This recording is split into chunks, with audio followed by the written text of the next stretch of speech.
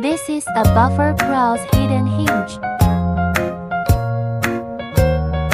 Now let's show it. It can be stopped anywhere between 180 and 90 degrees.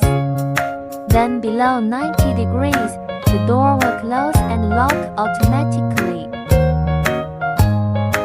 This is the buffer part. This is the load-bearing part. The buffer part must always be installed on top, even if there are 3 cross buffer hinges. The middle one must be installed with the load-bearing part. Then the upper and lower parts are buffers. Let's see the effect. 90, 180 degrees can be stopped anywhere. Then below 90 degrees, the door will close and lock automatically. Dual damping structure.